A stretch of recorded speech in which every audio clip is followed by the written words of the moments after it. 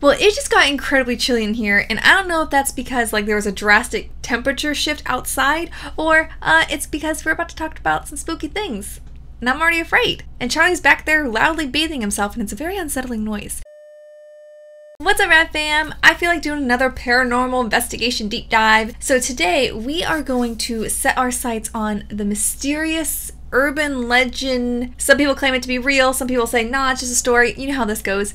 It's called the Shadow People. So that's why we're covering it today. So let's get to it. Alrighty, so I think the first thing that we need to do, which is what we always do in these paranormal investigation deep dives, is to figure out what these things are. Let's get a baseline of what the definition of these creatures are. A shadow person can go by a few other names like shadow figure, shadow being, black mass, basically just anything to do with like a nondescript black silhouette where it looks like it's just void of light in place of a human. So it'll be like the silhouette of a human, but there won't be any real features to it. Very creepy. I mean, look at that picture that they have right here. That is terrifying. Can you imagine that thing coming in and be like, honey, I'm home from work? No, thank you. Okay, so a shadow person is the perception of a patch of shadow as a living, breathing, humanoid figure, particularly as interpreted by believers in the paranormal or supernatural as the presence of a spirit or another entity. So they could be harmless or very harmful, depending on who is encountering them. There's so many stories people have claimed have been personal encounters with these shadow people, and like sometimes people will say that the shadow will show up in place of like a family member or a loved one, and besides like the startling vision that they're seeing, they'll say like they'll get a vibe that something is not right in the situation. I'm literally getting goosebumps just thinking about it. So that is a very broad definition of these paranormal creatures, but let's dive into like the history or like the folklore of the actual legend of these beings. It should come as no surprise that many people that do believe in these creatures, that they say that they're not good. They're a sign of bad fortune. It's a bad omen. Nothing good is going to come out of seeing one of these things. Some people will say that these are demons that show up in your household wanting to trick you. Oh yeah, real fun stuff. No, it's not. It's incredibly creepy. So it seems that the shadow people urban legend can really be traced back to, or I should say, it really can be noted as becoming popular from a radio talk show host. It was a radio talk show called Coast to Coast AM, and it was a late night radio show, and they dived into the subject of shadow people. They spread the urban legend. They talked about people's personal experiences with it. But the first time the topic of shadow people discussed at length on the show was April 12th, 2001, when host Art Bell interviewed Native American elder Thunderstrikes, who is also known as Harley Swift-Deer Reagan. During the show, listeners were encouraged to submit drawings of shadow people that they had seen themselves, and a large number of these drawings were immediately shared publicly and on the website. Can you imagine listening to this talk show and them talk about something that you felt like you've personally experienced that was really hard to describe, especially in 2001, when yes, the internet existed, but it certainly wasn't used as it is today. So to have this experience, you would feel would be pretty darn unique to yourself. So listening to this radio show and all of a sudden hearing, no, lots of people have experienced this crazy phenomenon, that would kind of be life-altering for these people that truly believe they have seen these creatures. Oh, that would be so creepy, because then like if you try to want to rationally explain like, oh, maybe I was tired, maybe I had something in my eye, you know, trying to come up with a million rational explanations to explain what you experienced, but then to hear other people experienced it too, it would make you have to believe it, I guess, or at least consider it a little more seriously than maybe you had in the beginning. Ooh, that is so creepy. Later that year in 2001, an author named Heidi Hollis published her first book on shadow people and then later became a regular on that talk show. Hollis described shadow people as dark silhouettes with human shapes and profiles that flickered in and out of your peripheral vision. Oh my god, that literally is giving me goosebumps right now. And claims that people have reported the figures attempting to jump on their chests and choke them. Oh, I thought these were just like creepy things that took the place of your loved ones wanting to like somehow trick you or integrate into your life. No. These things can be quite violent too. Oh wow, that's just got like infinitely more terrifying. Can you imagine like seeing something like out of your peripheral, like a shadow moving, and then like it's jumping onto your back wanting to claw you? Oh no. Oh no, no. That is spooky. So while many people on these discussion boards do describe these supernatural beings as being negative and menacing and wanting to do harm onto them, some believers and other paranormal authors do not agree that shadow people are inherently evil. Some can actually say that they can be helpful.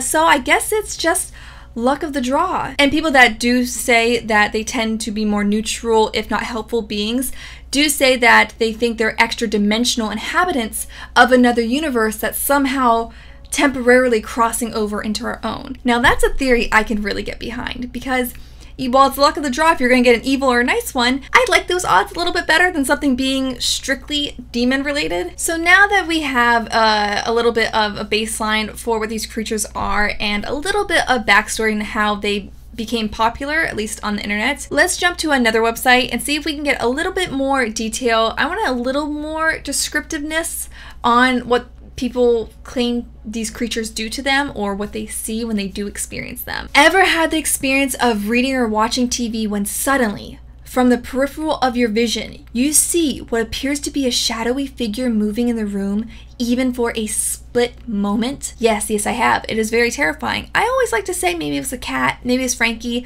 that went running by, which is not an uncommon occurrence in this household. We have a lot of cats. They're my little demons. I mean, at least I say that to myself to, you know, not let my mind wander a little too much when I'm home alone. If you watched a single video on this channel, you will know I get very scared and jumpy over the littlest of things now. But if you didn't know that and you're new here, hi, hello, my name's Kaylena. Thank you for joining the Rat Fam. I hope you hit the subscribe button right now, you know, because I like to terrify myself for you guys. Again, it's easy to chalk up these experiences to your eyes playing tricks on you or as a reflection of a passing car, but countless people around the world have reported eerily similar sightings. Some of them highly specific and very detailed. Oh my gosh, I'm literally getting goosebumps right now. Most of these shadow creatures appear through our peripheral vision, and people who see them are often unable to describe in detail the features of these mystical entities apart from their human-like forms and occasional reports of fiery red eyes. Just when you thought they couldn't get creepier enough, now they have glowing red eyes. But it appears that people have begun to see shadow people in more detail in recent times. Perhaps because the beings are, for whatever horrifying reason, making themselves seen. So they want you to see them. It's not like they're these black shadowy creatures all the time. It seems like we're catching glimpses of them just out of our focus because that's how they want it. Now, there are stories of different types of shadowy people, which is even more fun. Apparently there is a very prevalent one because they can take on many different shapes and sizes and forms of different people. Some even say like animals. But there is this one that many people have reported seeing, like making drawings and like comparing them and realizing that, hey, is this the same being we're seeing? Oh God, that's so scary. And for some reason this name really creeps me out. They have named this creature, who is not very nice by the way. They say he's very mean and demonic in nature, and they call him the Hat Man. And oh my God, I feel like saying that is going to like bring it here. Oh no, I had sleep paralysis again the other day and I'm not looking to have it again. So the Hat Man, oh my God, I said it again, is reportedly seen wearing a top hat and a full-on suit. So, you know, kind of giving me Slender Man vibes, not gonna lie. A lot of times people encounter seeing shadow people when they wake up, especially at nighttime. Whew, God, that is like the worst time you'd want to see something. So standing at the end of your bed, standing next to you when you wake up, and then, oh, there's that guy with the hat. I'm not going to say his name again. But if that wasn't terrifying enough, these people report that these things are menacing and they might start off in the corner or on the side of their bed, but then they are quickly attacking them. Some people even say they wake up to these things actually on top of them, looming over them, wanting to choke them or smother them. Very incredibly unpleasant experiences. Oh my God. In these paranormal investigations, I do like to go to the other side of this topic, which is what are some rational explanations for seeing these creatures? Several physiological and psychological conditions can account for reported experiences of shadowy shapes seeming to come alive. A sleep paralysis sufferer, so very tied in with the whole waking up and seeing one at the edge of your bed or feeling like it's smothering you, that is a common occurrence. So that does make sense that it is linked to sleep paralysis. It's very common for sleep paralysis sufferers to experience a shadowy or indistinct shape, approaching them when they lie awake paralyzed and becoming increasingly alarmed. A person experiencing heightened emotion, such as while walking alone on a dark night, may incorrectly perceive a patch of shadow as an attacker. So if you're already on edge, you're already thinking of this urban legend or paranormal creature, you know, you're more likely to be on the edge of your seat, be a little more jumpy. I think that's why I have been especially jumpy lately. It's because I've been talking about all these creepy things 6 days a week, y'all. It takes a toll. And while Wiki doesn't mention it, there are some eye conditions that can cause people to see black spots in their vision. And of course, if you're ever seeing black spots, peace of mind, go see a doctor. Now, whether or not these beings actually exist is something I can't answer for you. If you believe in the paranormal, that's for you to decide based off of whatever is presented to you, whatever your life experiences are. But even just discussing it, hearing people's personal stories, hearing the fear in them, regardless, it does make you question things, and that can be very scary. But I think that does it for today's video on shadowy people, shadow figures. Let me know down below what you guys think. How do you feel about this creature? Is it people's minds playing tricks on them, or do you think maybe possibly there is a little something to these stories? And until next time, keep up the madness, and I'll see you real soon. Bye. Look at little Charlie. Can you guys see him? He's like hiding in the little pillows. Oh, hopefully you know a shadowy figure doesn't want to mess with me because I already have my personal little demon.